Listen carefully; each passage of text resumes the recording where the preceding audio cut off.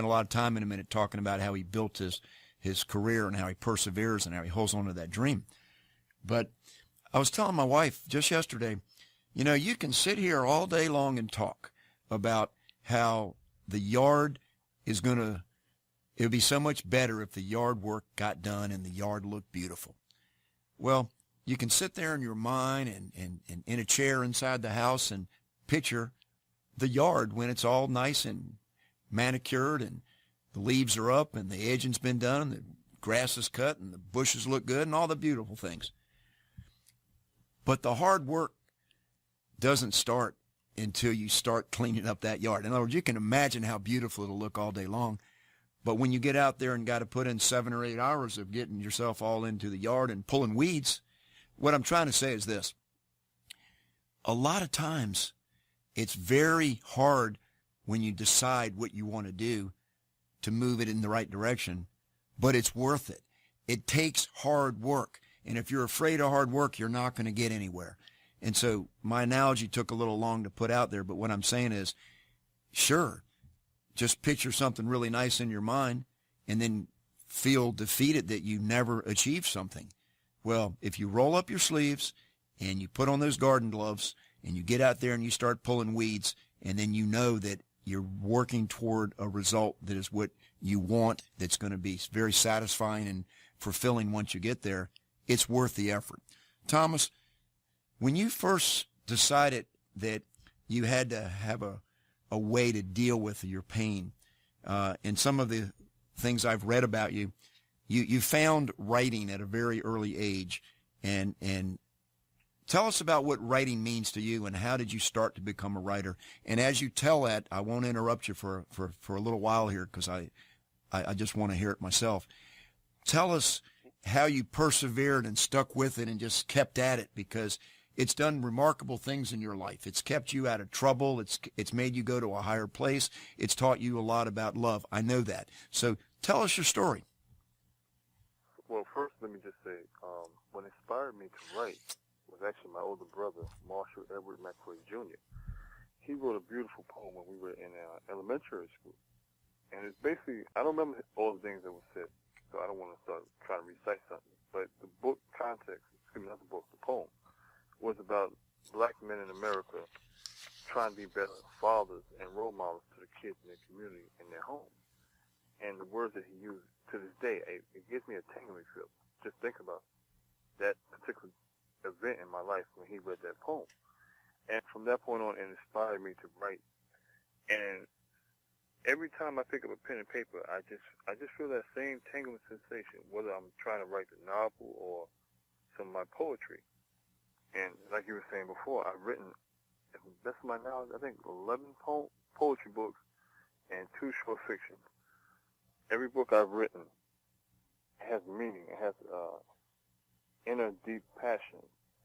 It's just me expressing a big piece of my soul.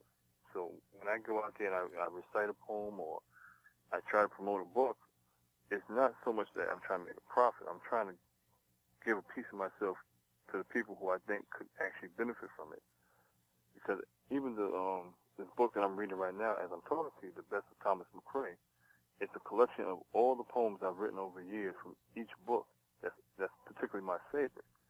And you have from spiritual, political, personal, death, and holiday poems. And it's a big collection of poems that really just, it means a great deal to me personally. And I feel like when I read it and I go out in the streets and sell the book to people and they read a couple of pages while I'm standing there, at some point I feel like I'm doing something good because it touches people's lives.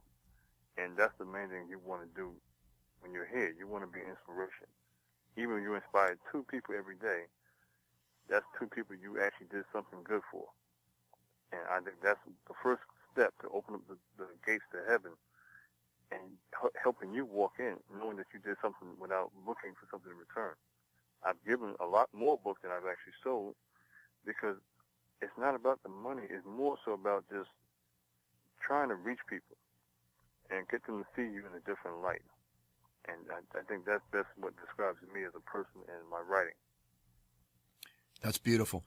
Would you like to read some of your poems that you would like to share with us? Sure, actually I would. This poem here is called Inspiration, Part 2. I turn to you, Father, when no one else cared, but thanks to your glory, my soul is now sincere. You guided my heart through pain and sorrow, and gave my soul a purpose to follow. I acknowledge you, Lord, for all my blessings, because you are the one who gives great lessons. Thank you, Father, for giving me grace and teaching me honor as well as faith. I turn to you, Father, when all else fails, but thanks to your glory, I'm free from any hell. And that's just one of the many spiritual poems I've written that I just love writing. And it's kind of like a person who likes writing music. Even though I know I can't sing, I enjoy hearing the melody, the words. And when I put my poetry on paper and just take my time writing it and expressing myself, I feel a real sense of accomplishment, because it's coming from within. And I believe God is trying to show me the best way to reach people is by your talent. And some of us have unique talent. Some of us can dance, which for the record, I can't do that. Some of us can sing, and I can't do that, but I can write poetry. I can write novels. And we all have a natural gift. Some of us take longer to master it or learn it. But once you kind of grasp what it is you can do that's talent-wise, you should always use it and get it out there for everybody to see it. Wow. You know, you read Inspiration Part 2, I think you called it. I've got Inspiration, the first one, right here. Let me read that. When life got too rugged and my soul shed some tears, may heaven be the journey I see through my fears. I pray to you, Father, when no one else cared, and appreciate the fact you made my heart sincere. I know that your love is more precious than time because you're the inspiration that keeps love alive. You inspired the innocent to mature and grow wise while delivering a message that makes the devil cry. When life got too rugged and my soul shed some tears, my heart remained with Jesus and his blood washed my sins. You know, I love reading your poetry. I thank you for sharing it with me. Gosh, there's so much going on right now. You know, you have persevered from a life that was difficult with family members that you know are not the right kind of people, maybe. Let me read the very last part of, we'll get into Pimpin' the Pulpit if you like to. Now, in Pimpin' the Pulpit, it's a autobiographical work that's told in a story, and it gets right to the point. What I want to tell everybody about Pimpin' the Pulpit, it's a short book. It's about 38 pages, I think, something like that. It's a quick read, but it does have a lot of language in it, but the language is very specific to the real life events that you're describing. I understand that, so I'm just putting a little warning out there for anybody that reads it, because it's got a lot of language in it. I'll just leave it at that. But you know what, Thomas? Have you read John Steinbeck? I've read John Steinbeck my whole life. He's probably one of the greatest American writers that we've ever had. Have you read John Steinbeck? No, actually, I haven't had the honor and the privilege to read it. Oh, he's written the classics. He wrote The Grapes of Wrath. He wrote Cannery Row, Of Mice and Men, a lot of books. But his book Cannery Row, they made a movie out of it with Nick Nolte and Deborah Winger, and I couldn't figure out who your story or your book. It's like a long story, but it's a short book. Pimp in the Pulpit. I couldn't figure out for about a week after I read it where it reminded me. But I'll tell you what, you've got elements of John Steinbeck in your book. He is the very best I've ever read of what we call local color, describing the people and the scenes the way they really are. And Cannery Row is just an amazing story. And what he does is he develops characters, and each one of them is a personality, a real personality, a real piece of work. And that's what you've got in your book. your story is so vivid. It's crazy. I say it's crazy because it's very, very funny. It's very humorous, but it's also very rough. How about telling us about the storyline of Pimpin' the Pulpit? And I've just compared it to John Steinbeck's Cannery Row with the characters in there.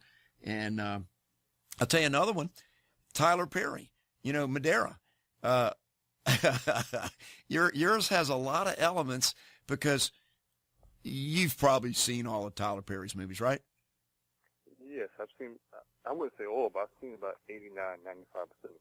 Well, what kills me is that Tyler Perry plays 4 or 5 people in a movie, but it deals with some really, really serious situations.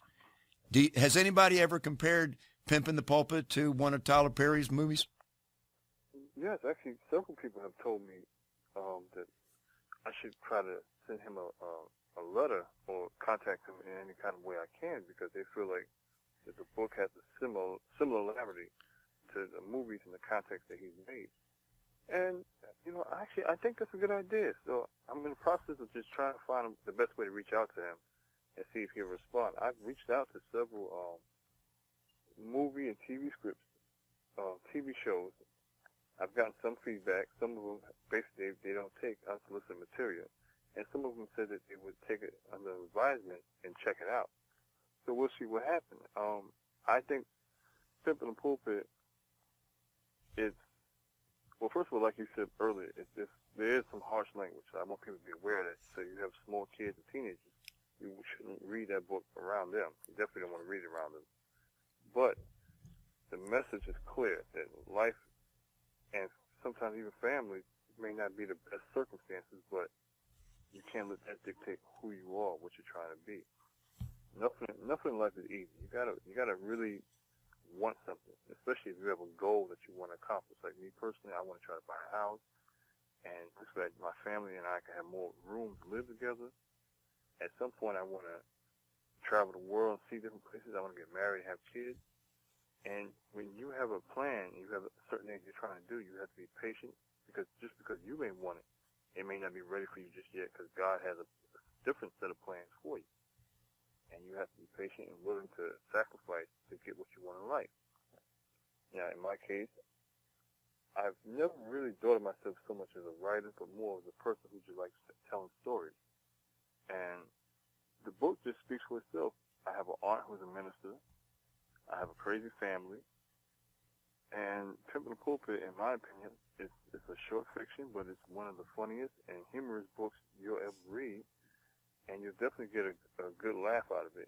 And it'll also inspire you, because the end of the book has a lot of specific details of why I wrote it, such as I wanted to branch out and be my own man and not allow myself to be a stereotype, somebody who just accepts the fact that life is not the best.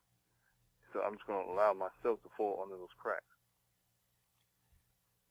Thomas, let me read the last chapter. It's a short little chapter, and it'll show people your writing style.